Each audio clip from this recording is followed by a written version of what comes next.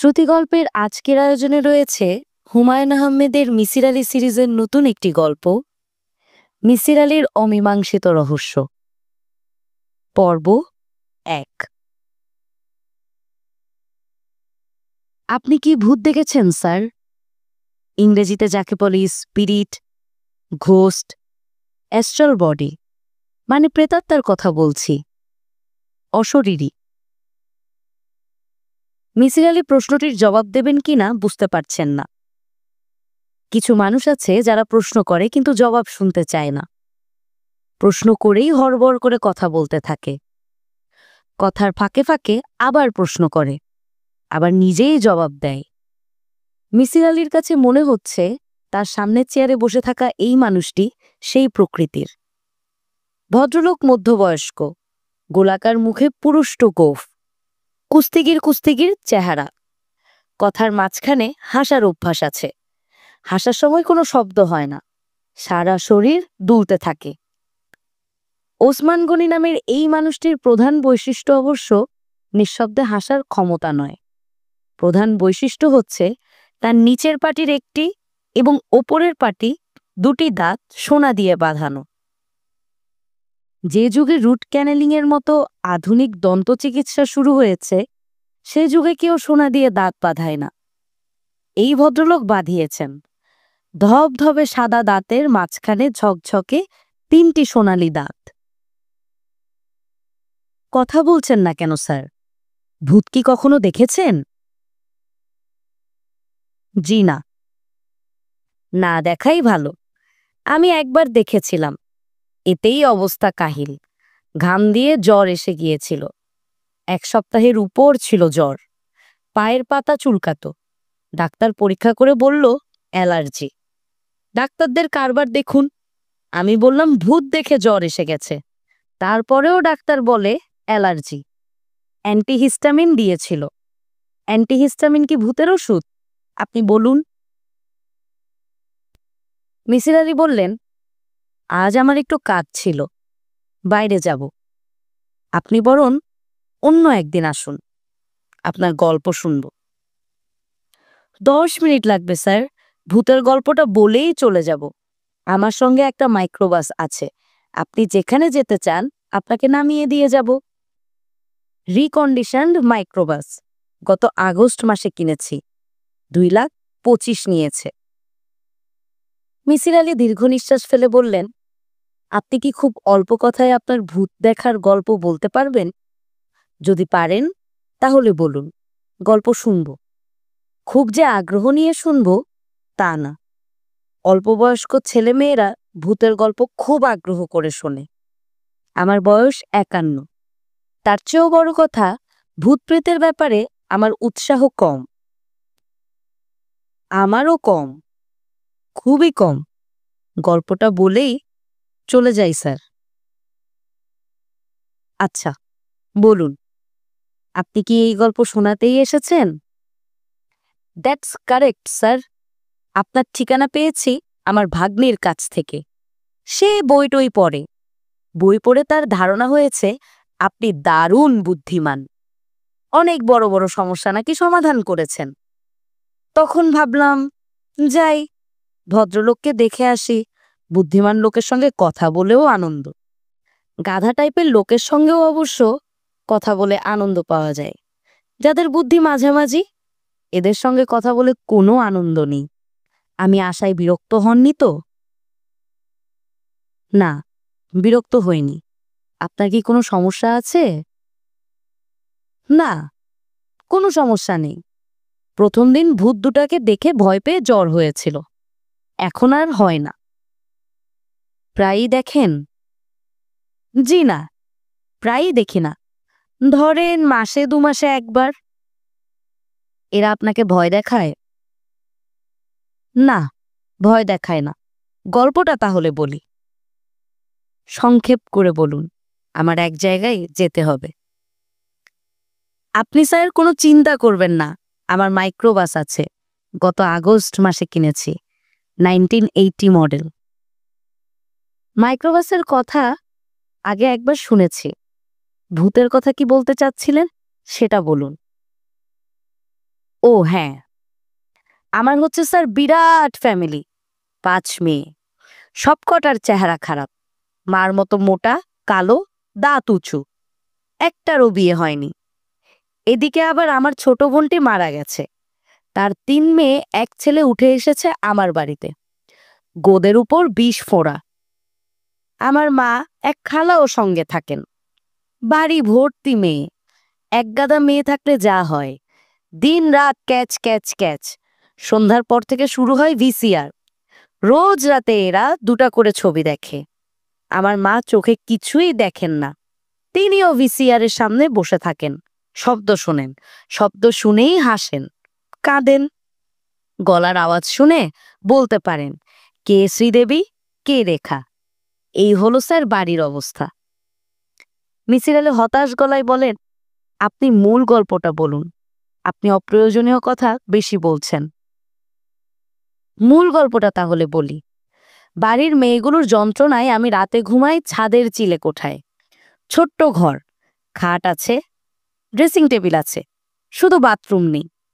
এই একটা অসুবিধা, আমার আবার ডায়াবেটিস আছে, কয়েকবার প্রস্রাব করতে হয়। ছাদে প্রস্রাব করি। কাজের ছেলেটা সকালে 1 বালতি পানি দিয়ে ধুয়ে দেয়। কাজের ছেলেটার নাম হলো ইয়াসিন। প্লিজ গল্পটা তাড়াতাড়ি শেষ করুন। জি স্যার, শেষ করছি। গত বৎসর চৈত্র মাসের 6 তারিখের কথা। রাতে ঘুমাচ্ছি, প্রস্রাবের বেগ হওয়ায় ঘুম ভেঙে গেল। মাথার কাছে টেবিল ল্যাম্প ছিল, টেবিল ল্যাম্প জ্বালালাম। তখনই দেখি ঘরের কোনায় 2টা ভূত, খুব ছোট সাইজ, লম্বাই এই ধরেন 1 ফুটের মতো। গজফিতা দিয়ে মাপিনি, চোখের আন্দাজ 2-1 ইঞ্চি এদিক ওদিক হতে পারে। তারা করছে কি? বই নিয়ে কারাগারি করছে। একজনের হাতে সবুজ মলাটের ময়লা একটা বই, অন্যজন সে বই কেড়ে নেওয়ার চেষ্টা করছে। খিচ খিচ খিচ খিচ করে কথা বলছে। আমি ওদের দিকে তাকাতেই কথা বন্ধ করে ফেলল। আমি তখনও ভয় পাইনি, কারণ হঠাৎ ঘুম ভেঙেছে তো, এরা যে ভূত এটাই বুঝিনি। কাজেই ধমকের মতো বললাম, এই এই। তখন কি হলো? ধমক শুনে হাত থেকে বই ফেলে দিল, তারপর মিলিয়ে গেল। তখন বুঝলাম এরা ভূত, ছোট সাইজের ভূত। তখন ভয় লাগলো, জ্বর এসে গেল।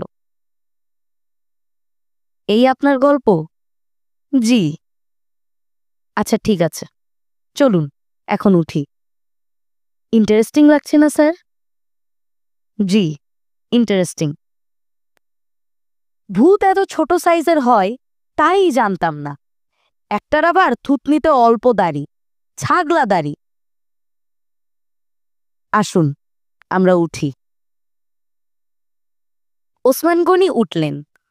মনে হলো খুব অনিচ্ছায় উঠলেন, তার আরো কিছুক্ষণ বসার ইচ্ছা ছিল। মিসির আলী ঘরে তালা দিতে দিতে দীর্ঘ নিঃশ্বাস ফেললেন। ওসমান গনির কথাবার্তা থেকে পরিষ্কার হয়ে গেছে এই লোক তার ছোট ভূতের গল্প বলার জন্য বারবার আসবে, নানাভাবে তাকে বিরক্ত করবে। একদল মানুষ আছে যারা অন্যদের বিরক্ত করে আনন্দ পায়, ইনিও মনে হচ্ছে সেই দলের। স্যার বলুন। ভূতেদের এই বইটা ড্রয়ারে তালাবদ্ধ করে রেখে দিয়েছি। খুব ভালো করেছেন, এই বই তালা বন্ধ থাকাই ভালো। একদিন আপনাকে দেখাতে নিয়ে আসব। কোনো প্রয়োজন নেই, মানুষের বইয়ে আমার আগ্রহ আছে, ভূতের বইয়ের প্রতি আমার আগ্রহ নেই। আমারও নেই, এই জন্যে ড্রয়ারে তালা বন্ধ করে রেখে দিয়েছি, উল্টেও দেখিনি। তার উপর স্যার বইটা থেকে দুর্গন্ধ আসে, গোমূত্রের গন্ধের মতো গন্ধ। ভদ্রলোক আনন্দিত ভঙ্গিতে হাসলেন। মনে হচ্ছে বইটি থেকে গৌমূত্রের গন্ধ আসায় তিনি আনন্দিত। মিসির আলীর মনে বিরক্তি চেপে রাখতে পারলেন না, কঠিন গলায় বললেন, চলুন রওনা হওয়া যাক, আমার জরুরি কাজ আছে।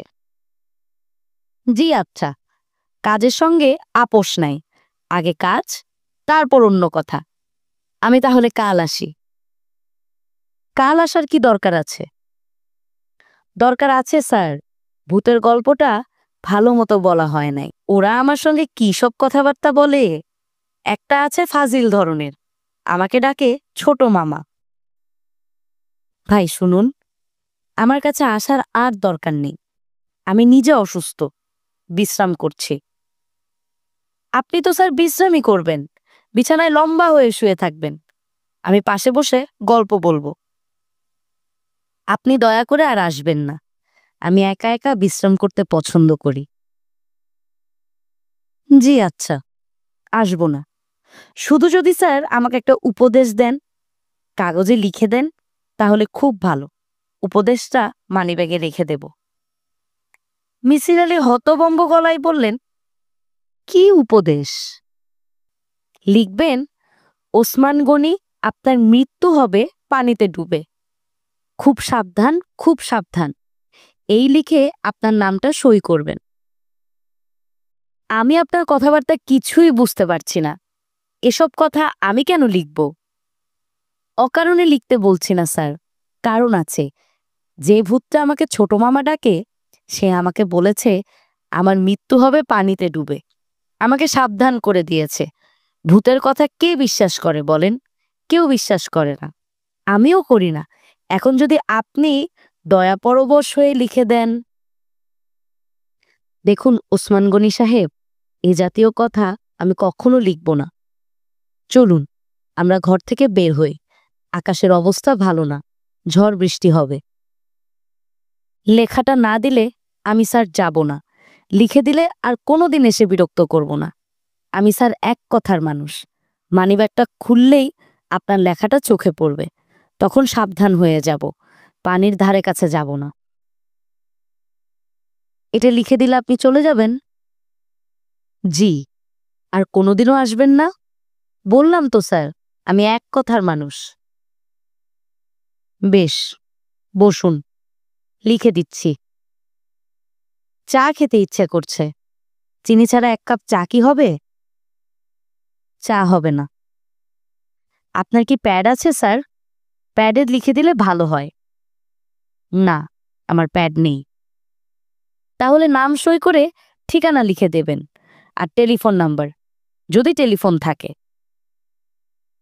ঠিকানা লিখে দিচ্ছি, টেলিফোন নেই। টেলিফোন না থাকাই ভালো, বড়ই যন্ত্রণা। এমন সব আজে বাজে টেলিফোন আসে। এই পর্যন্ত আছাড় দিয়ে আমি কটা টেলিফোন ভেঙেছি বলুন তো স্যার? মিসির আলী দীর্ঘ নিঃশ্বাস ফেলে বললেন, এই নিন আপনার কাগজ। এখন চলুন যাওয়া যাক। দয়া করে আবার এসে আমাকে বিরক্ত করবেন না। স্যার, থ্যাঙ্কস, খুব উপকার করেছেন। ওসমান গনি রাস্তায় নেমে বিস্মিত হয়ে এদিক ওদিক তাকাতে লাগলেন। কোনো মাইক্রোবাস দেখা যাচ্ছে না। মিসির আলী বললেন, আপনার মাইক্রোবাস কোথায়? ওসমান গনি খুব স্বাভাবিক গলায় বললেন, নতুন ড্রাইভার, বাস নিয়ে পালিয়ে গেছে বোধহয়। আপনি কি বলেন স্যার? মিসির আলী কি বলবেন ভেবে পেলেন না। যে চায়ের দোকানের সামনে মাইক্রোবাসটি দাঁড়িয়েছিল, সেই চায়ের দোকানিকে জিজ্ঞাসা করা হলো।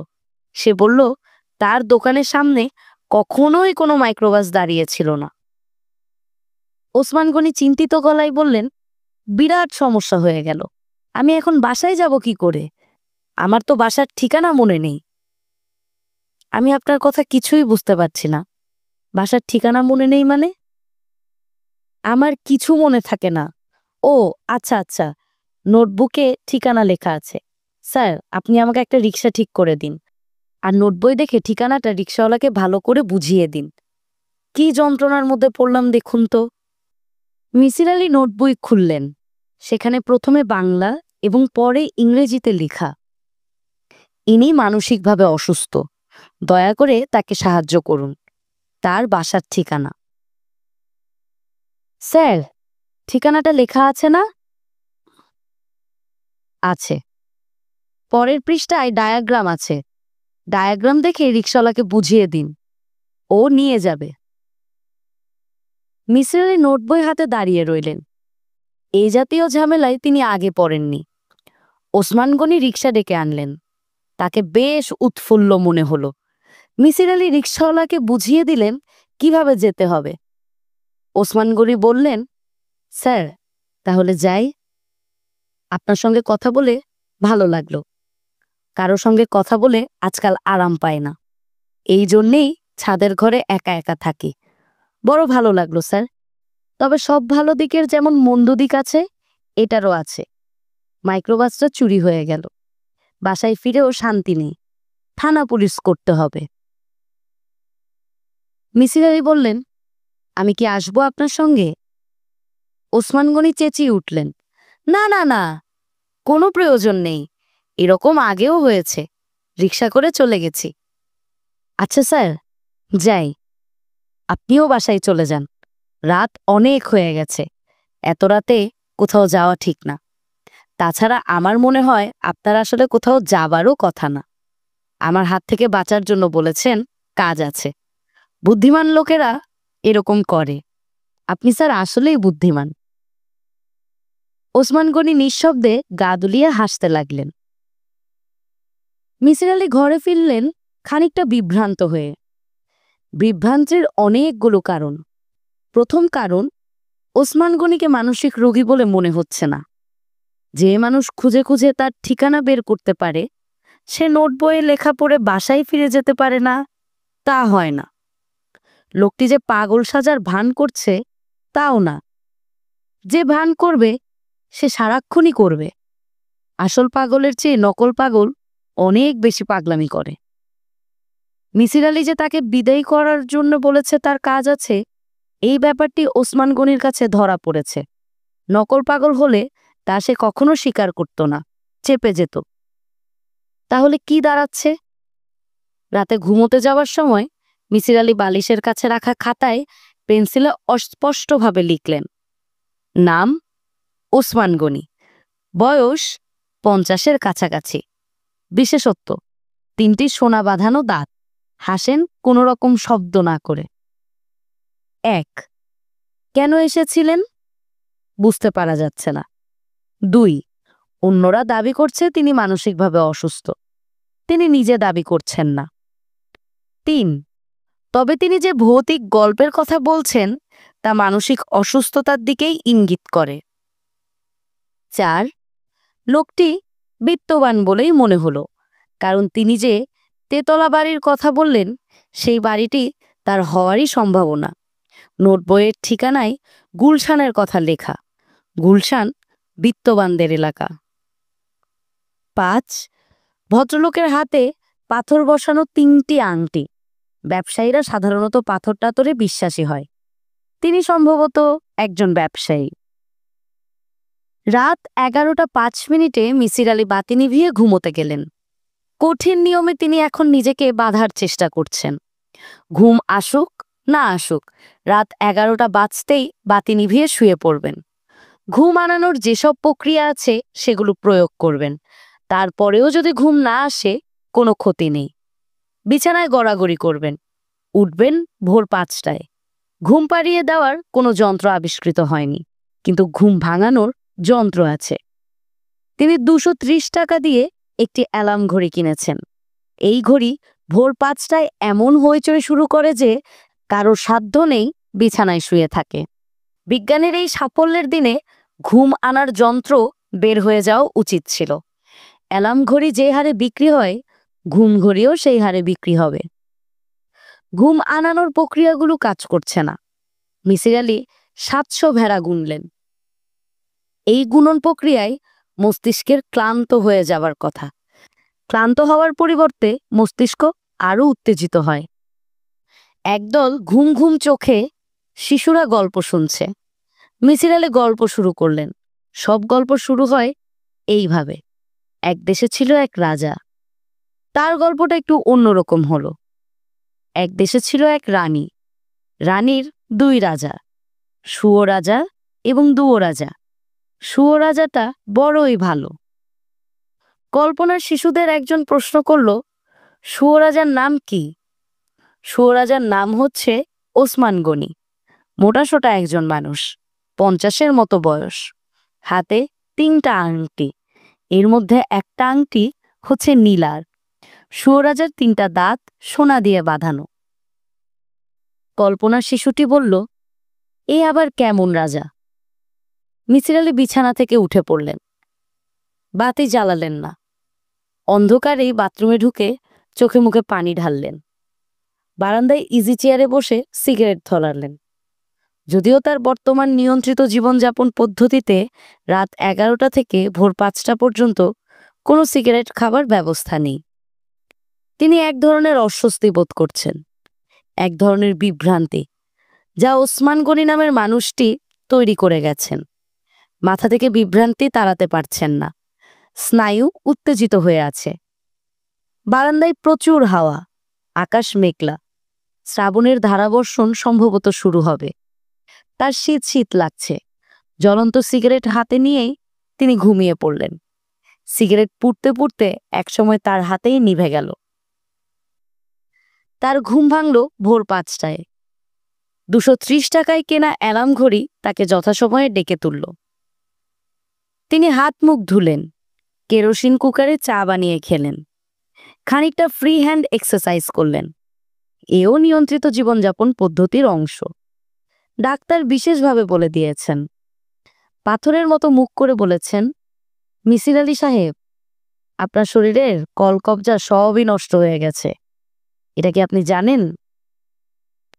মিসির আলী হাসতে হাসতে বললেন, জানি। আরো কিছুদিন বেঁচে থাকতে চান, না এখনই মরে যেতে চান? অল্প কিছুদিন বাঁচতে চাই। কতদিন? এই ধরুন 1 বৎসর। মিসির আলী ভেবেছিলেন ডাক্তার বলবেন, 1 বৎসর কেন? ডাক্তার সে প্রশ্ন করলেন না। খসখস করে প্রেসক্রিপশনে এক গাদা কথা লিখতে লাগলেন।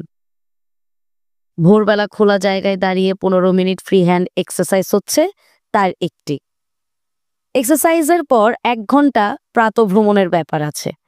ডাক্তার সাহেব লিখে দিয়েছেন, ঝড় হোক, তুফান হোক, ভূমিকম্প হোক, 1 ঘন্টা হাঁটতেই হবে।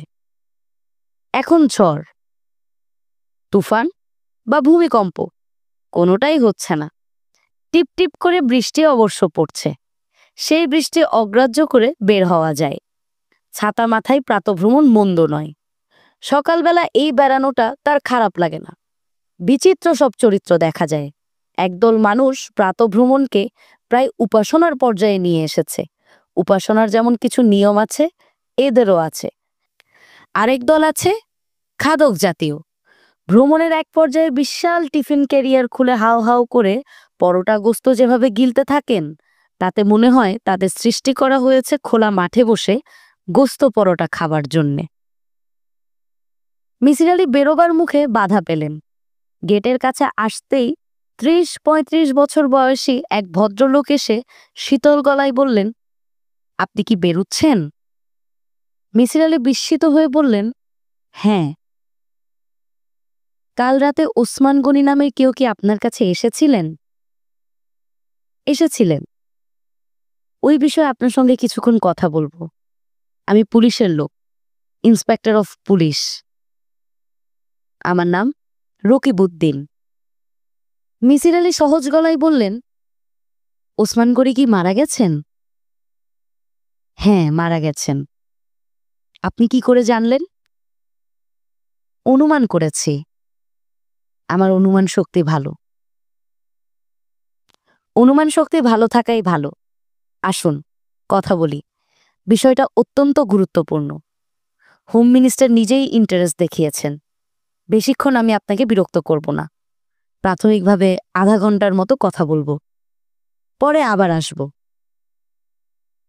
রকিবউদ্দিন সাহেব, এখন তো আপনার সঙ্গে কথা বলতে পারবো না। এখন মর্নিং ওয়াকে যাচ্ছি। 1 ঘন্টা মর্নিং ওয়াক করব। আপনাকে 1 ঘন্টা অপেক্ষা করতে হবে। 1 ঘন্টা অপেক্ষা করা সম্ভব নয়। আপনাকে এক্ষুনি কথা বলতে হবে। এমন কোনো আইন কি আপনাদের আছে যে পুলিশ যখন কথা বলতে চাইবে তখনই কথা বলতে হবে? আইনের বিষয় নয়। হোম মিনিস্টার নিজে বলেছেন তিনি বিষয়টায় খুব আগ্রহ দেখাচ্ছেন। আমি এই মুহূর্তে তেমন আগ্রহ দেখাচ্ছি না, কাজেই আপনাকে অপেক্ষা করতে হবে। আমি আমার ঘরের চাবি দিয়ে দিচ্ছি। আপনি আমার ঘরে অপেক্ষা করতে পারেন। তবে আপনার যদি ধারণা হয় আমি পালিয়ে যেতে পারি, তাহলে আপনি আমার সঙ্গেও আসতে পারেন। ঠিক আছে, আমি অপেক্ষা করব। আপনি দেরি করবেন না। দিন। ঘরের চাবি দিন। মিসির আলি চাবি দিয়ে গেট খুলে রওনা হলেন। রাস্তার মোড় পর্যন্ত গিয়ে একবার পিছনে ফিরলেন। ইন্সপেক্টর সাহেব আগের জায়গায় চাবি হাতে দাঁড়িয়ে আছেন। ভদ্রলোকের মুখ শ্রাবণ মাসের আকাশের চেয়েও মেঘলা। বৃষ্টি জোরে সোরে পড়া শুরু করেছে। রাস্তায় নোংরা পানি, পায়ের গোড়ালি পর্যন্ত ময়লা পানিতে ডুবিয়ে প্রাতভ্রমণে যাবার কোনো মানে হয় না। তবু মিসির আলি যাচ্ছেন। ঝড় হোক, টাইফুন হোক, ভূমিকম্প হোক, তাকে 1 ঘন্টা হাঁটতে হবে। সকালের খোলা হাওয়া গায়ে লাগাতে হবে। 1 বৎসর তাকে বেঁচে থাকতে হবে। দেখা যাক ডাক্তারের উপদেশ মেনে কতদূর কি হয়। আজ শরীর অন্য দিনের চেয়েও বেশি খারাপ লাগছে। চোখে জ্বালা করছে। কোনো কিছুর দিকেই বেশি সময় তাকিয়ে থাকা যাচ্ছে না। শরীরের সব অঙ্গপ্রত্যঙ্গ নষ্ট হতে শুরু করেছে। শুধু শরীরের নয়, মনও নষ্ট হতে শুরু করেছে। ওসমান গনির মৃত্যু সংবাদ তাকে বিচলিত করেনি, করা উচিত ছিল। খ্রিস্টানরা মৃত্যু সংবাদে গির্জায় ডং ডং করে ঘণ্টা বাজায়। নিয়মটা সুন্দর, সবাইকে জানিয়ে দেওয়া, শোনো, তোমরা শোনো, তোমাদের একজন চলে গিয়েছে। ডং ডং ডং। কেমন আছেন মিসির আলি সাহেব? মিসির আলি তাকালেন। অপরিচিত একজন মানুষ। অপরিচিত মানুষদের প্রশ্নের জবাব খুব অল্প কথায় দিতে হয়। কিন্তু মিসির আলি একটি দীর্ঘ বাক্যে বললেন, আমি ভালো না। শরীর নষ্ট হয়ে যাচ্ছে, মনও নষ্ট হচ্ছে। অপেক্ষা করছি ঘন্টার জন্য। ডং ডং ডং। ভাই, যাই। অপরিচিত ভদ্রলোক অবাক হয়ে তাকিয়ে আছেন। তিনি এতটা অবাক হচ্ছেন কেন, তাও মিসির আলি ধরতে পারলেন না। পুলিশের লোকদের বিব্রত করে সবাই বোধহয় এক ধরনের আনন্দ পায়। 1 ঘন্টার জায়গায় মিসির আলি 2 ঘন্টা দেরি করে ফেললেন। ভ্রমণ শেষ করে হোটেল রহমানিয়ায় নাস্তা করলেন। খুঁটিয়ে খুঁটিয়ে সবকটা পত্রিকা পড়লেন। গুরুত্বপূর্ণ মৃত্যুর কথা খবরের কাগজে থাকবেই। ওসমান গনি সম্পর্কিত কোনো খবর কোনো পত্রিকাতেই নেই। হোম মিনিস্টারের কাছে মানুষটি গুরুত্বপূর্ণ হলেও খবরের কাগজের লোকদের কাছে হয়তো নয়। হোটেল রহমানিয়া থেকে বের হয়ে তিনি নিতান্তই অকারণে নিউ মার্কেট কাঁচা বাজারে গেলেন। ভোরবেলা এখানে মাছের পাইকারি কেনাবেচা হয়। গাদাগাদি করে রাখা মাছের স্তূপ হাঁক ডাক করে বিক্রি হয়। যারা কেনে তারা মুখ কালো করে কেনে, যারা বিক্রি করে তারাও মুখ কালো করে বিক্রি করে। দেখতে মজা লাগে। মিসির আলি ঘরে ঢুকতে ঢুকতে বললেন, 1 ঘন্টার কথা বলেছিলাম, একটু দেরি হলো। ইন্সপেক্টর রকিবউদ্দিন গম্ভীর গলায় বললেন, আপনি 1 ঘন্টা 25 মিনিট দেরি করেছেন। বোঝাই যাচ্ছে মানুষটি বিরক্ত। পুলিশের লোকদের বিরক্ত প্রকাশের ভঙ্গি অন্যদের মতো নয়। রকিবউদ্দিন তার বিরক্তি প্রকাশ করছেন ঘন ঘন নিঃশ্বাস ফেলে। রকিবউদ্দিনের সঙ্গে আরও একজনকে দেখা যাচ্ছে। সে মনে হচ্ছে পদমর্যাদায় ছোট। ঘরে আরও চেয়ার থাকতেও বসেছে মোড়ায়। তার হাতে কাগজ এবং কলম। মিসির আলি বললেন, আপনারা কি চা খাবেন? চা করি? চা খাবো না। আপনি আমার সামনে বসুন, কথার জবাব দিন। আপনি এমন ভঙ্গিতে কথা বলছেন যেন আমি একজন আসামি। আমি কি আসামি? খুন যখন হয় তখন খুনির পরিচিত সবাইকেই আসামি ভেবে নিয়ে পুলিশ এগোয়। ওসমান গনি খুন হয়েছেন? আপনি প্রশ্ন করবেন না। প্রশ্ন করার কাজটা আমি করব। আপনি উত্তর দেবেন। বেশ, প্রশ্ন করুন। আপনি দাঁড়িয়ে না থেকে আমার সামনের চেয়ারটাই বসুন। চেয়ারে না বসে আমি বরং খাটে বসি। পা তুলে বসা আমার অভ্যাস। আপনারা শোবার ঘরে চলে আসুন। আমি খাটে পা তুলে বসব, আপনারা চেয়ারে বসবেন। রকিবউদ্দিন কঠিন মুখে বললেন, আমি অন্যের শোবার ঘরে ঢুকি না। কথাবার্তা যা হবার এখানেই হবে। বেশ, প্রশ্ন করুন। রকিবউদ্দিনের সঙ্গের লোকটি খাতা এবং পেন্সিল হাতে তৈরি। মনে হচ্ছে শর্ট হ্যান্ড জানা কেউ। আজকালকার পুলিশদের সঙ্গে শর্ট হ্যান্ড জানা লোকজন হয়তো থাকে। মিসির আলি জানেন না। পুলিশের সঙ্গে তার সেরকম যোগাযোগ কখনো ছিল না। প্রশ্ন উত্তর শুরু হলো। প্রশ্নের ধারা দেখে মনে হচ্ছে রকিবউদ্দিন দীর্ঘ 1.5 ঘন্টা বসে বসে সব প্রশ্ন সাজিয়ে রেখেছেন। কোনটির পর কোনটি করবেন তাও ঠিক করে রাখা। তবে প্রশ্নগুলির মধ্যে প্রাণ নেই। প্রতিটি প্রশ্ন একই ভঙ্গিতে করা হচ্ছে, স্বরের ওঠানামা নেই। রোবটগ্রন্থি প্রশ্ন। ইন্সপেক্টর: মিসির আলী সাহেব। মিসির: জি। আপনি কি করেন? একসময় অধ্যাপনা করতাম, এখন কিছু করি না। কিছু না করলে আপনার সংসার চলে কি করে? আমার সংসার নেই, একা মানুষ, কোনো না কোনোভাবে চলে যায়। একা মানুষদেরও বেঁচে থাকার জন্য টাকা লাগে, সেই টাকাটা আসে কোত্থেকে? ওসমান গনির মৃত্যুর সঙ্গে আপনার এই প্রশ্নের কোনো সম্পর্ক ধরতে পারছি না।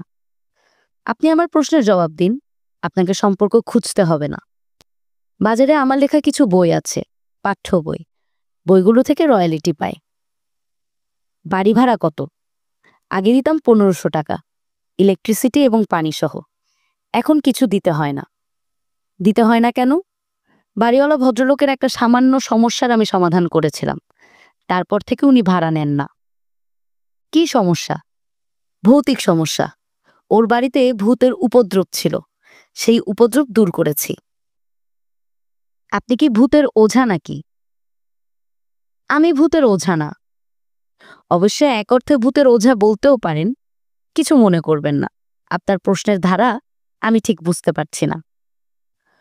ওসমান গনি সাহেব কি মাঝে মাঝে আপনাকে অর্থ সাহায্য করতেন? না, গতকালই আমি তাকে প্রথম দেখি। আপনি বলতে চাচ্ছেন যে উনি আপনার কাছে এসেছিলেন? জি। উনি কখন এসেছিলেন আপনার কাছে? উনি রাত 8টার সময় এসেছিলেন, 9:30টায় চলে যান। ওর সম্পর্কে আপনি কি জানেন? আমি কিছুই জানি না। আপনি মিথ্যা কথা বললেন, কারণ উনি যে ব্যবসায়ী তা আপনি জানতেন। আপনার শোবার ঘরের বালিশের কাছে রাখা একটা খাতায় আপনি তার সম্পর্কে লিখেছেন। জেনে লিখিনি, অনুমান করে লিখেছি। আরেকটি কথা, খানিকক্ষণ আগে যে বললেন আপনি কারো শোবার ঘরে ঢোকেন না, তা ঠিক নয়। আপনি আমার অনুপস্থিতিতে আমার শোবার ঘরে ঢুকেছেন। সন্দেহজনক জায়গা অনুসন্ধান চালানোর অধিকার পুলিশের আছে, তার জন্য সার্চ ওয়ারেন্ট লাগে। আপনার কি সার্চ ওয়ারেন্ট আছে? মিসির আলী সাহেব, আমার সার্চ ওয়ারেন্ট আছে। আমি কাঁচা কাজ করি না। দেখতে চান? দেখতে চাই না। বুঝতে পারছি আপনি সত্যি কথা বলছেন। আর কি জানতে চান বলুন। ওসমান গনি সাহেব ঠিক কি কারণে এসেছিলেন? ঠিক কি কারণে এসেছিলেন তা আমার কাছে পরিষ্কার নয়। দুটো ছোট সাইজের ভূতের কথা বললেন। আমার কাছে মনে হলো তিনি মানসিকভাবে অসুস্থ। আপনার ধারণা উনি মানসিক রোগী? আমি পুরোপুরি নিশ্চিত নই, তবে সম্ভাবনা অবশ্যই আছে। তার হত্যাকারীর নাম তিনি আপনাকে বলে গেছেন? সেই নাম বলুন। আপনার কথায় আমি বিস্মিত বোধ করছি।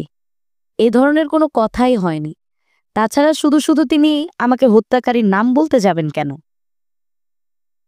এটা আমাদেরও প্রশ্ন। আচ্ছা, উনি যখন কথা বলছিলেন তখন কোনো বিশেষ কিছু কি আপনার নজরে পড়েছে?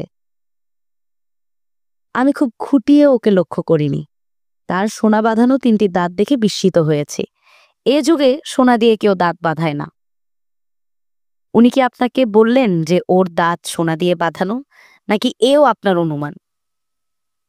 মিসির আলী দীর্ঘ নিঃশ্বাস ফেলে বললেন, অনুমান নয়, দেখলাম। ইন্সপেক্টর সাহেব মুখ বিকৃত করলেন। মনে হচ্ছে মিসির আলীর কোনো কথাই তিনি বিশ্বাস করছেন না। মিসির আলীর কাছে মনে হলো পুরো ব্যাপারটা জট পাকিয়ে যাচ্ছে। একবার জট পাকাতে শুরু করলে জট পাকানোর প্রক্রিয়া দ্রুত ঘটতে থাকে। মিসির আলী বললেন, ওসমান গনি যে আমার কাছে এসেছিলেন এই তথ্য আপনি কোথায় পেলেন? ইন্সপেক্টর রকিবউদ্দিন যন্ত্রের মতো বললেন, ওর লেখার টেবিলে আপনার লেখা একটা চিরকুট ছিল। আপনার ঠিকানাও সেই চিরকুটে লেখা। দেখুন তো, এই হাতের লেখাটি আপনার? জি, আমার। চিরকুটে এই জাতীয় কথা আপনি কেন লিখলেন? উনি লিখতে বললেন বলেই লিখলাম। কেউ কিছু লিখতে বললেই আপনি লিখে দেন? না, তা দিই না। তবে মানুষটা যদি উন্মাদ হয় এবং কিছু লিখে না দিলে যদি তার কাছ থেকে মুক্তি পাওয়ার কোনো উপায় না থাকে, তখন লিখে দিতে হয়। আমার পরিস্থিতিতে আপনি যদি পড়তেন তাহলে বুঝতেন। আপনি বলতে চাচ্ছেন ওসমান গনি একজন উন্মাদ? মানসিকভাবে সুস্থ না তো বটেই। ঠিক আছে, আপনি যা বলছেন লিখে নিচ্ছি এবং ধরে নিচ্ছি যা বলছেন সবই সত্য। মিথ্যা বলার আমার কোনো কারণ নেই। দেখুন মিসির আলী সাহেব, আমি 17 বছর ধরে পুলিশে চাকরি করছি। দীর্ঘ জীবনের অভিজ্ঞতায় দেখেছি, কারণে মিথ্যা বলার চেয়েও অকারণে মিথ্যা বলতে মানুষ বেশি পছন্দ করে। আপনার অবজারভেশন ঠিক আছে। রকিবউদ্দিন উঠে দাঁড়াতে দাঁড়াতে বললেন, এখন আপনি আমার সঙ্গে চলুন। কোথায়? ওসমান গনি সাহেবের ডেড বডি দেখবেন। তার কি প্রয়োজন আছে? মৃত মানুষ দেখতে ভালো লাগে না। মৃত মানুষ দেখতে কারোরই ভালো লাগে না। আপনাকে আমার সঙ্গে আসতে বলছি, আপনি আসুন, চলুন। কিছুই মিলছে না। গুলশানের অভিজাত এলাকায় তেতলা বাড়ি, বাড়ির সামনে বিশাল লন, ফোয়ারা আছে, মার্বেল পাথরের একটি শিশু ফোয়ারার মধ্যমণি, চারদিক থেকে তার গায়ে পানি এসে পড়ছে। বাড়ির সামনে কোনো ফুলের বাগান নেই, ঘাসে ঢাকা লন, ঢেউয়ের মতো উঁচু নিচু করা, মনে হয় বাড়ির সামনে ঢেউ খেলছে। বাড়ির প্যাটার্নও জাহাজের মতো, ফুলের বাগান বাড়ির দুপাশে, দেশি ফুলের প্রচুর গাছ। মিসির আলীকে গেটের বাইরে অনেকক্ষণ দাঁড়িয়ে থাকতে হলো। কড়া পুলিশ পাহারা, কেউ ভেতরে ঢুকতে পারছে না। রকিবউদ্দিন ভেতরে গেলেন। প্রায় ৪৫ মিনিট পর ফিরে এসে মিসির আলীকে নিয়ে গেলেন। দোতলার ঘরে নিচু খাটের উপর মৃতদেহ শোয়ানো। সাধারণত মরা বাড়িতে হইচই কান্নাকাটি থাকে, এখানে তার কিছুই নেই।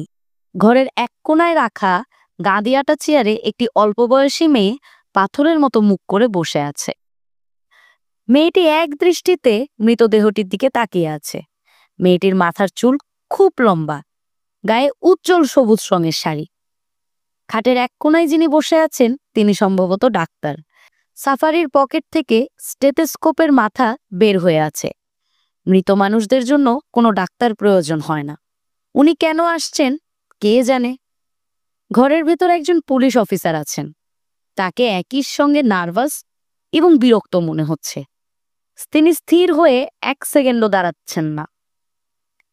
সাধারণত মৃতদেহ চাদরে ঢাকা থাকে, এক্ষেত্রে তা করা হয়নি। মৃতদেহের মুখের ওপর কোনো চাদর নেই। মিসির আলী বিস্মিত হয়ে তাকিয়ে আছেন। তার বিস্মিত হওয়ার সঙ্গত কারণ ছিল।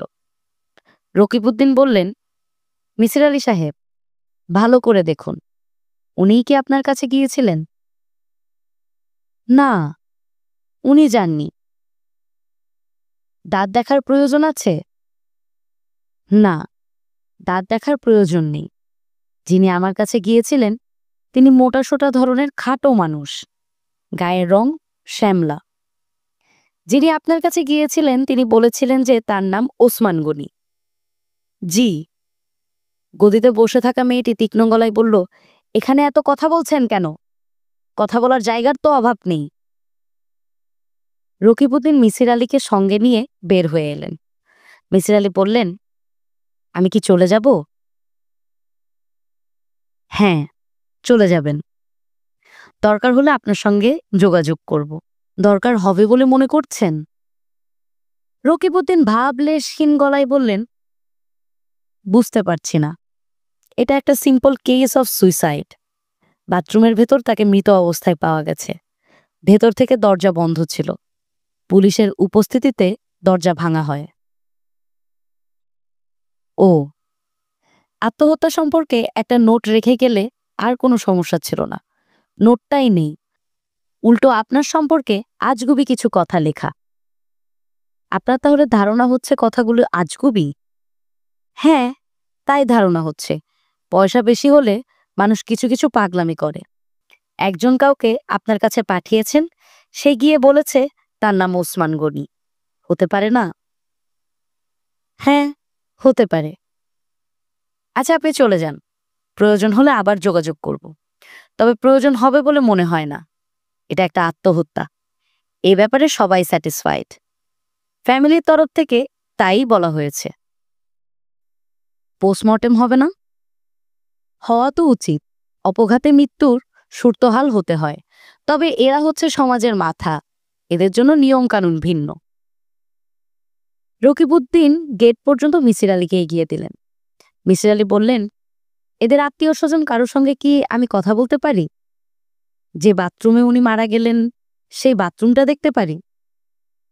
রকিবউদ্দিন বিরক্ত গলায় বললেন, কেন? এমনি, কারণ নেই কোনো। কৌতূহল বলতে পারেন। এইসব বিষয়ে কৌতূহল যত কম দেখাবেন ততই ভালো। বাড়িতে যান, আরাম করে ঘুমান। জি আচ্ছা। সবুজ শাড়ি পরা মেয়েটি কি ওর আত্মীয়? হ্যাঁ, আত্মীয়। নাদিয়া গুনি, রবীন্দ্রসঙ্গীত করেন। নাম জানেন না? না। ওর সঙ্গে দুটো কথা বলতে পারলে। বাড়ি যান তো, যন্ত্রণা করবেন না। মিসির আলী বাড়ি ফিরে ঘুমিয়ে পড়লেন। অসময়ের দীর্ঘ ঘুম। ঘুম ভাঙল দুপুর 2টোর দিকে। খিদেই প্রাণ বের হয়ে যাচ্ছে। খেতে হবে হোটেলে। বাইরে বেরোবার উপায় নেই। ঝমঝম করে বৃষ্টি পড়ছে। তিনি হাত বাড়িয়ে মাথার কাছে রাখা খাতাটা নিলেন। ওসমান গনি প্রসঙ্গে একটা কথা মনে হয়েছে, কথাটা লিখে রাখা দরকার। পাতা উল্টাতে লাগলেন। ওসমান গনি সম্পর্কে যে পাতায় লিখেছেন ওই পাতাটা ছেঁড়া। ইন্সপেক্টর রকিবউদ্দিন পাতাটা ছিঁড়ে নিয়ে গেছেন। সন্ধ্যার মধ্যে মিসির আলী আরও একটি তথ্য আবিষ্কার করলেন। তার বাড়ির গেটের বাইরে দাঁড়িয়ে একজনকেও ওর উপর লক্ষ্য রাখছে। পুলিশের লোক বলেই মনে হলো। সন্ধ্যার পর ডিউটি বদল হলো। অন্য একজন এলো। বৃষ্টি সমানে পড়ছে। বেচারাকে ছাতা মাথায় হাঁটাহাঁটি করতে হচ্ছে। কে জানে তাকে সারা রাতে এভাবে কাটাতে হবে কিনা। রাত 9টার দিকে বৃষ্টি একটু ধরে এলে মিসির আলী রাতের খাবার খেতে বের হলেন। ছাতা মাথায় লোকটি নিরীহ ভঙ্গিতে চট করে গলিতে ঢুকে পড়ল। মিসির আলীও সেই গলিতে ঢুকলেন। ভ্যাবাচাকা খাওয়া লোকটির কাছে গিয়ে বললেন, আপনি কি আমার উপর লক্ষ্য রাখছেন? সে বেশ কিছুক্ষণ চুপ করে থেকে বলল, জি না স্যার। আপনি পুলিশের লোক তো? জি স্যার, আমি পুলিশের লোক, তবে আমি আপনার উপর লক্ষ্য রাখছি না। বিশ্বাস করুন স্যার। বিশ্বাস করছি। আমি হোটেল রহমানিয়ায় ভাত খেতে যাচ্ছি। আপনি আমার সঙ্গে আসতে পারেন। আমি স্যার খেয়ে এসেছি। মিসির আলী লম্বা লম্বা পা ফেলে হোটেলের দিকে রওনা হলেন। তাকে তেমন চিন্তিত মনে হলো না, যদিও চিন্তিত হওয়ার কথা। পুলিশের একজন লোক সারাক্ষণ তার ঘরের দিকে লক্ষ্য রাখবে, এটা স্বস্তিবোধ করার মতো কোনো ঘটনা নয়। নিতান্ত সম্পর্কহীন একটা লোক তার সম্পর্কে ডায়েরিতে কেন লিখবে? ওসমান গনি সে যে কেনই বা একজন তার সঙ্গে দেখা করতে আসবে? একটা সময় ছিল যখন এই জাতীয় সমস্যা নিয়ে ভাবতে ভালো লাগতো। এখন লাগে না, ক্লান্তি বোধ হয়। তিনি সারা জীবন বিশ্বাস করে এসেছেন পৃথিবীতে জটিল সমস্যা বলে কিছু নেই। পৃথিবীর নিজস্ব এক ধরনের সারল্য আছে। সেই কারণেই পৃথিবীর সব সমস্যারই সরল সমস্যা। কিন্তু আসলেই কি তাই? তার ভাবতেও ভালো লাগছে না। ওসমান গনির বিষয়টা নিয়ে তেমন কৌতূহলও কেন জানি বোধ করছেন না। ওসমান গনি ধনবান এবং সম্ভবত ক্ষমতাবান একজন মানুষ ছিলেন। জীবনে যা পাওয়ার সব পেয়ে যাওয়ার পরে আত্মহনন করলেন। ঘটনাটা ঘটাবার আগে ছোট্ট একটা রসিকতা করলেন। এর বেশি কি? মৃত্যু কিভাবে হলো আগামীকালকের খবরের কাগজ পড়ে জানা যাবে। কিংবা কে জানে, খবরের কাগজে হয়তো কিছু থাকবে না। ক্ষমতাবান মানুষদের কোনো খবরটি পত্রিকায় যাবে, কোনটি যাবে না তাও তারা ঠিক করে দেন। মিসির আলী ডাল ভাত এবং 1 পিস ইলিশ মাছ দিয়ে রাতের খাবার শেষ করলেন। ইলিশ মাছ খাওয়াটা ঠিক হয়নি। গলায় কাটা বিঁধে গেছে। ঢোক গিললে কাটার অস্বস্তি টের পাওয়া যায়। এমনিতে কিছু বোঝা যায় না। মুশকিল হচ্ছে গলার কাটা বিঁধলেই অকারণে কিছুক্ষণ পরপর ঢোক গিলতে ইচ্ছে করে। বাসায় ঢুকবার মুখে বাড়িওয়ালার ছেলের বউ দিলরুবার সঙ্গে দেখা। দিলরুবা বারান্দায় দাঁড়িয়ে বৃষ্টি দেখছে। মিসির আলী লক্ষ্য করছেন এই মেয়েটি বৃষ্টি দেখতে পছন্দ করে। বৃষ্টি হলেই মেয়েটাকে তিনি বারান্দায় দেখেন। দিলরুবা খুশি খুশি গলায় ডাকল, মিসির চাচা, আপনার কি হয়েছে বলুন তো? কিছু হয়নি। কি হবে? আজ সকালে বাবার সঙ্গে আপনার দেখা হয়েছিল। আপনি বাবাকে চিনতে পারেননি। হড়বড় করে একগাদা কথা বলেছেন। ঘণ্টা বাজছে ডং ডং ডং। দিলরুবা খিলখিল করে হাসছে। মেয়েটির হাসি মুখ দেখতে ভালো লাগছে। আপনার শরীর ভালো আছে তো মিসির চাচা? হ্যাঁ মা, শরীর ভালো। তিনি সহজে কোনো মেয়েকে মা ডাকতে পারেন না। এই মেয়েটিকে মা ডেকে ভালো লাগছে। খানিকক্ষণের জন্য হলেও ভুলে গেছেন যে তার গলায় কাটা ফুটে আছে। বিশিষ্ট বেহালাবাদক শিল্পপতি ওসমান গনির মর্মান্তিক মৃত্যু। Staff reporter. বিশিষ্ট বেহালাবাদক শিল্পপতি জনাব ওসমান গনি গত 12ই জুন রাত 3টায় গুলশানস্থ বাসভবনে মর্মান্তিক মৃত্যুবরণ করেন।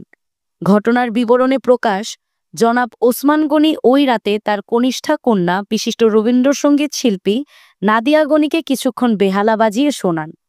অতঃপর তাকে বলেন, বড় ধরনের দুঃসংবাদের জন্য সবাইকে সবসময় মানসিকভাবে প্রস্তুত থাকতে হয়। কন্যা এ পর্যায়ে জানতে চান তিনি এ জাতীয় কথা কেন বলছেন। ওসমান গনি তার উত্তরে নানান ধরনের রসিকতা করতে থাকেন এবং একসময় তাকে এক পট গরম কফি এনে দিতে বলেন। নাদিয়া গনি কফির পট নিয়ে বাবার ঘরে ঢুকে বাবাকে দেখতে পান না। বাবা স্নান করছেন।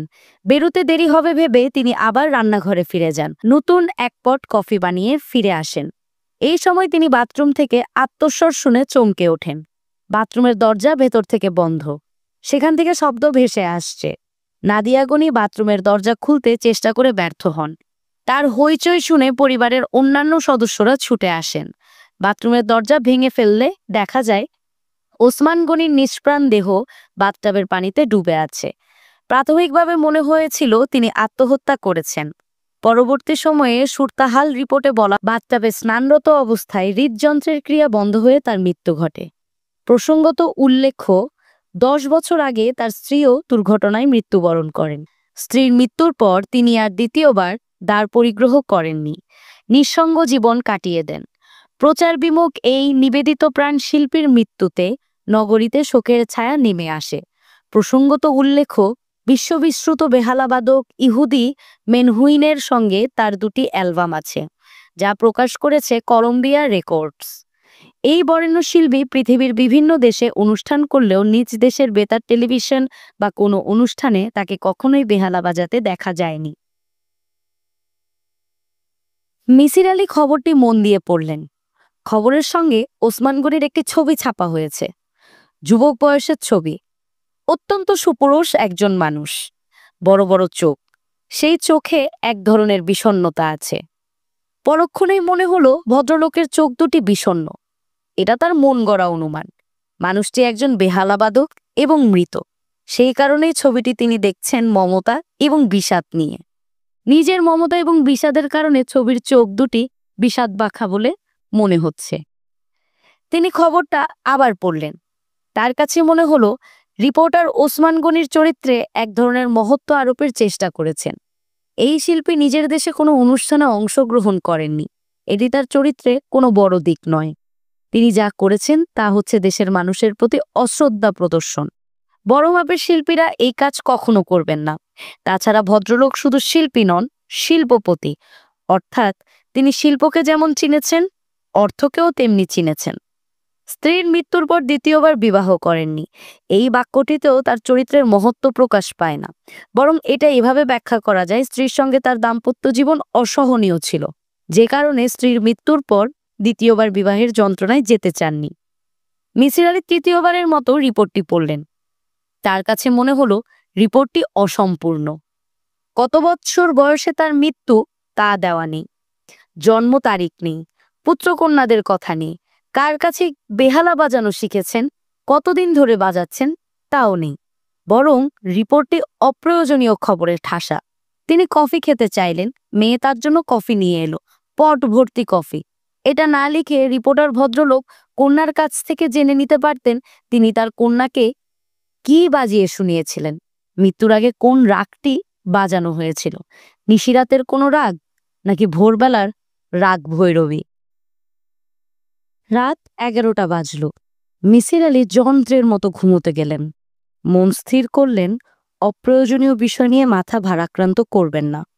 মাথা থেকে ওসমান গনিকে ঝেড়ে ফেলে ঘুমোতে যাবেন। হৃদযন্ত্রের ক্রিয়া বন্ধ হয়ে একটি মানুষ মারা গেছে, যাক না, কত লোক তো মারা যায়। আচ্ছা, ভালো কথা। আমরা সবসময় বলি হৃদযন্ত্র, ফুসফুসকে ফুসফুস যন্ত্র বলি না, কিডনিকে কিডনি যন্ত্র বলি না। পত্রিকায় কখনো লেখা হয়নি অমুক কিডনি যন্ত্রের ক্রিয়া বন্ধ হয়ে মৃত্যুবরণ করেছেন। আবেগ এবং অনুভূতির সঙ্গে যাকে এক করে দেখা যায়, সেই হৃৎপিণ্ডকে আমরা বলছি যন্ত্র। কোনো মানে হয় না। রাত 1টা বেজে গেল। মিসির আলির ঘুম এলো না। মাথা ক্রমেই উত্তপ্ত হতে থাকল। তার ঘুমানো প্রয়োজন, রাত জাগা তার জন্য একেবারেই নিষিদ্ধ। তিনি বিছানা থেকে নামলেন, 10 মিলিগ্রামের 2টি ফ্রিজিয়াম খেলেন। মশারির ভেতর ঢুকতে গিয়ে ঢুকলেন না। ঘরের দরজা খোলা রেখেই বাড়িওয়ালার সদর দরজায় কলিং বেল টিপলেন। বেশিক্ষণ টিপতে হলো না। বাড়িওয়ালা ওয়াদুদ সাহেব নিজেই উঠে এসে দরজা খুললেন। বিস্মিত গলায় বললেন, কি ব্যাপার? একটা টেলিফোন করব। অবশ্যই, অবশ্যই করবেন। কি হয়েছে বলুন তো? কারো অসুখ বিসুখ? জি না, অসুখ বিসুখ না। একটা ব্যাপার নিয়ে মস্তিষ্ক উত্তেজিত হয়ে আছে। টেলিফোন না করা পর্যন্ত মনে স্বস্তি পাব না, রাতে ঘুমোতে পারবো না। আসুন, ভেতরে আসুন। একটা কেন, 100টা টেলিফোন করুন। নাম্বার কি বলুন, আমি ডায়াল করে দিচ্ছি। নাম্বার জানি না, বের করতে হবে। ওসমান গনি কন্যা নাদিয়া গনির সঙ্গে কথা বলতে চাই। কারা এরা?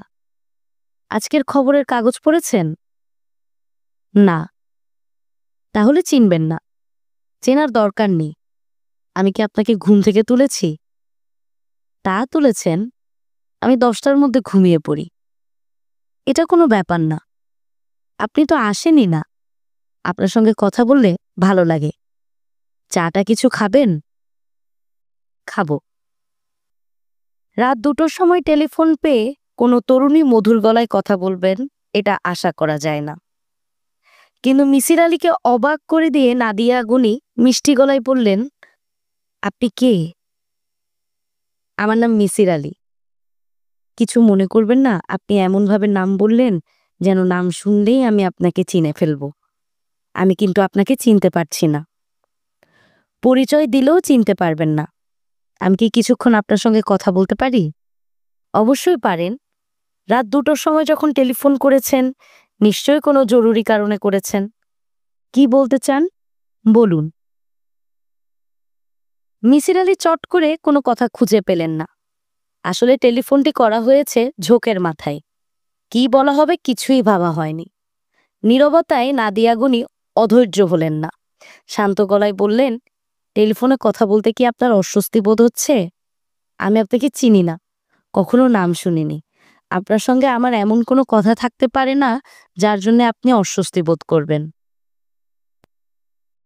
অস্বস্তি বোধ করছে না? কি বলবো গুছিয়ে উঠতে পারছি না। তাহলে এক কাজ করুন, ভালো মতো গুছিয়ে একদিন টেলিফোন করুন, এবং দয়া করে রাত 2টো 3টায় নয়। এই সময় টেলিফোনের জন্য প্রস্তুত নই। আপনি কি টেলিফোন রেখে দিচ্ছেন? হ্যাঁ, এতক্ষণ যে ধরে রেখেছি তাই কি যথেষ্ট নয়? এই ভদ্রতাটুকু কি সবাই দেখায়? মিসির আলী সহজ গলায় বললেন, না, দেখায় না। আর আপনি শুধু যে ভদ্রতার জন্য টেলিফোন রিসিভার হাতে নিয়ে বসে আছেন তাও না। আমার ধারণা আপনি যথেষ্ট কৌতূহল নিয়েই অপেক্ষা করছেন। আপনার এরকম মনে করার কারণ কি? মনে করার অনেকগুলো কারণ আছে। আপনি যে বললেন আপনি আমাকে চেনেন না, কখনো আমার নাম শুনেননি, তা ঠিক নয়। আপনার বাবার লেখার টেবিলে আমার একটা নোট পাওয়া গেছে। সেখানে তাকে সাবধান করা হয়েছে যেন পানি থেকে দূরে থাকেন। শুধু এই কারণেই আপনার কাছে আমার নাম মনে থাকার কথা। তার উপর পুলিশের কাছে আপনি অবশ্যই শুনেছেন যে ওসমান গনি নাম নিয়ে একজন আমার কাছে গিয়েছিল। ঘটনাটা অদ্ভুত। গত 4 দিন ধরে দিনরাত পুলিশ আমার বাসার দিকে লক্ষ্য রাখছে। এই তথ্য অবশ্যই আপনার জানা থাকার কথা। তারপরেও আপনি মিথ্যা করে বললেন আপনি কখনো আমার নাম শোনেননি। মিসির আলি দম নেওয়ার জন্য থামলেন। নাদিয়া গনি শীতল গলায় বললেন, আপনি এত দ্রুত কথা বলছেন কেন? আপনার সব কথা বুঝতে পারছি না, স্লোলি বলুন। মিসির আলি বললেন, গভীর রাতে টেলিফোনে বিরক্ত করার জন্য দুঃখিত। আমি ক্ষমা প্রার্থনা করছি। পরে আপনার সঙ্গে কথা বলবো। নাদিয়া গনি হালকা গলায় বললেন, আমি গাড়ি পাঠাচ্ছি, আপনি আসুন, কথা বলবো। এখনই পাঠাচ্ছেন? হ্যাঁ, এখনই। আপনি তো জেগেই আছেন। আসতে অসুবিধা আছে? না, অসুবিধা নেই। নাদিয়া গনি হাসি মুখে বললেন, আসুন। তার কথা বলার ভঙ্গি সহজ ও স্বাভাবিক। গভীর রাতে বাড়িতে অতিথি আসা যেন নৈমিত্তিক ব্যাপার। প্রায়ই আসে। মেয়েটির পরনে শাড়ি খুব পরিপাটি। কিছুক্ষণ আগেই মুখ ধুয়ে হালকা ক্রিম গালে লাগানো হয়েছে। এত রাতেও চোখে মুখে স্নিগ্ধ আভা। রাত্রি জাগরণের ক্লান্তি কোথাও নেই। চুল বেনি করা নয়, ছেড়ে দেওয়া। এত চুল মিসির আলি এর আগে কোনো মেয়ের মাথায় দেখেননি। সবুজ রং সম্ভবত মেয়েটির প্রিয় রং। আজও সবুজ শাড়ি পরা। বয়স কত হবে? 25-এর মতো হতে পারে, আবার বেশিও হতে পারে। গান গাওয়া ছাড়া সে আর কি করে? পড়াশোনা কোন পর্যন্ত? মেয়েটা কি বিবাহিত? অনেক কিছুই জানতে ইচ্ছা করছে। নাদিয়া তাকে দোতলায় নিয়ে গেলেন।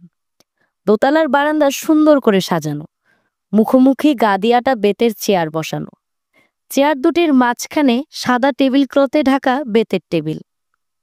টেবিলে টিকোজি ঢাকা টিপট। একটা অ্যাশট্রে আছে।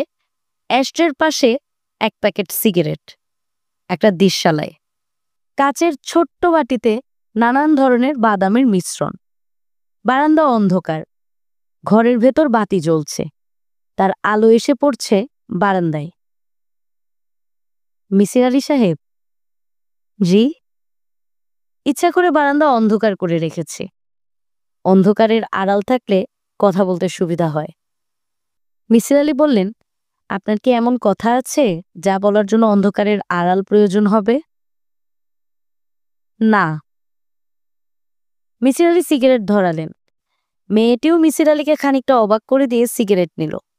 সিগারেট ধরালো আনাড়ি ভঙ্গিতে নয়, অভ্যস্ত ভঙ্গিতে। আপনি কি আমার সিগারেট খাওয়া দেখে অবাক হচ্ছেন? খানিকটা হয়েছে। চা নিন, খুব ভালো চা। কিভাবে বানিয়েছি জানেন? 60% বাংলাদেশি চা, 40% দার্জিলিং টি। খুব সামান্য জাফরানও দেওয়া হয়েছে। মিসির আলি চা নিলেন। তার কাছে আহামরি কিছু মনে হলো না। চিনি কম হয়েছে, আর একটু বেশি হলে ভালো হতো। চিনি চাইতে ইচ্ছে করছে না। আশেপাশে কোনো কাজের লোক দেখা যাচ্ছে না। চিনি চাইলে হয়তো এই মেয়েটিকেই উঠে যেতে হবে। মিসির আলি সাহেব? জি। প্রথমেই আপনার কিছু ভুল ভাঙিয়ে দেওয়া দরকার। আপনার ধারণা হয়েছে বাবার কাছে লেখা আপনার নোট আমি পড়েছি। এই ধারণা সত্যি নয়। বাবার মৃত্যু আমার জন্য এত আপসেটিং ছিল যে আমাকে প্যাথিট্রিন ইনজেকশন দিয়ে ঘুম পাড়িয়ে রাখা হয়েছিল। পুলিশ এসে তার টেবিলের সব কাগজপত্র নিয়ে গেছে। সেখানে কি লেখা বা কি লেখা না আমি কিছুই জানি না। আপনার কাছে এক লোক গিয়ে বলেছে সে ওসমান গনি। এই তথ্যও আমাকে বলা হয়নি।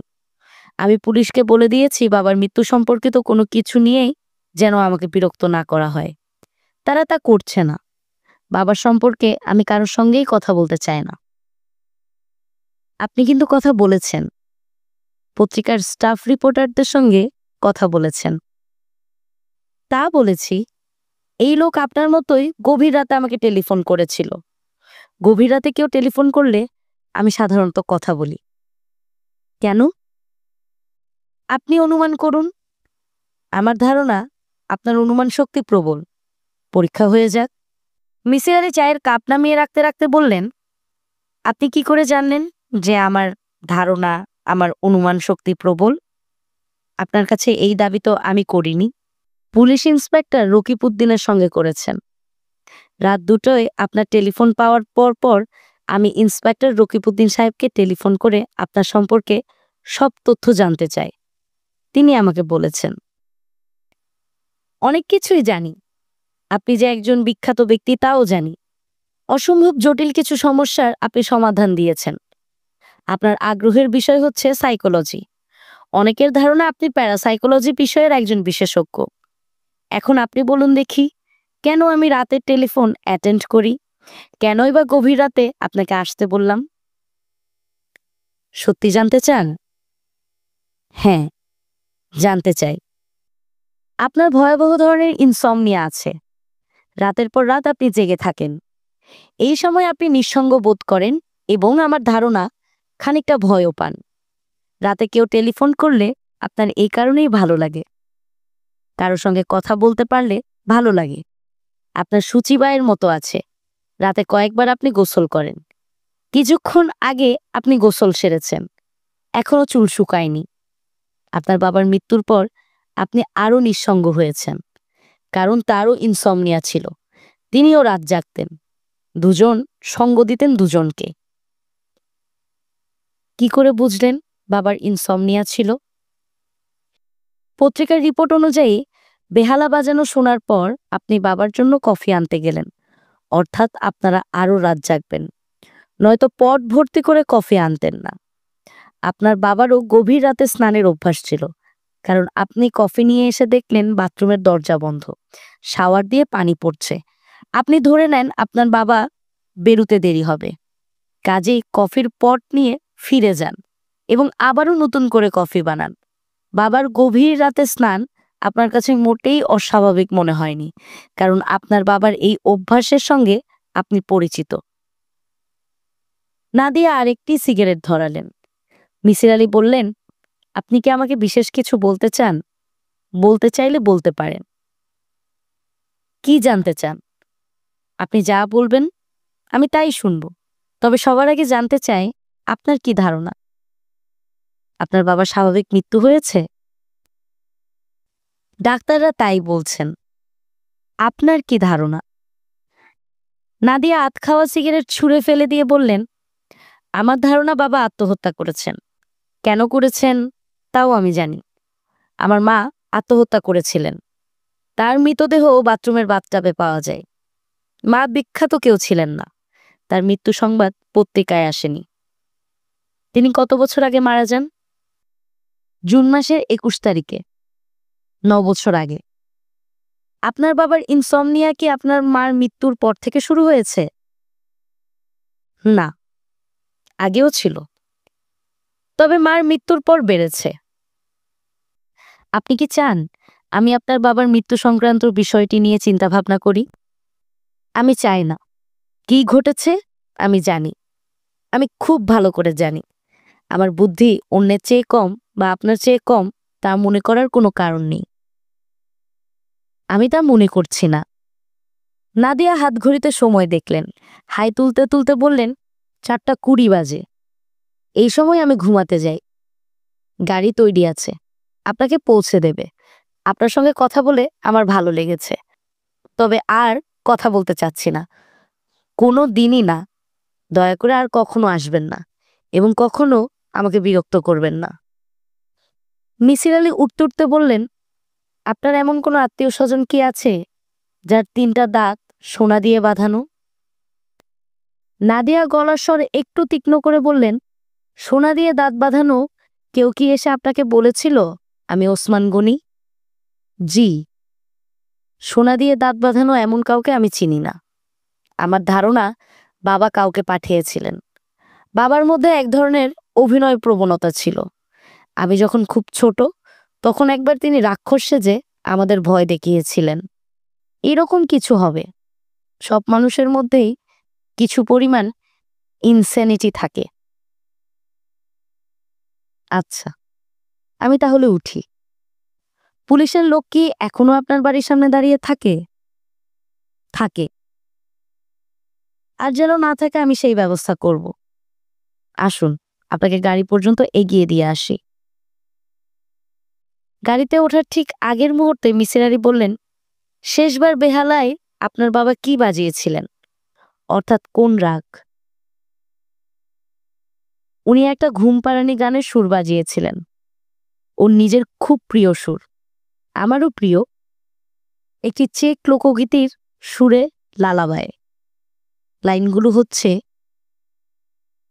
প্রিশাস body sweetly slip, slip in peace, slip in comfort, slumber deep, I will rock you, rock you, rock you, I will rock you, rock you, rock you. বলতে বলতে নাদিয়ার চোখ ভিজে উঠল।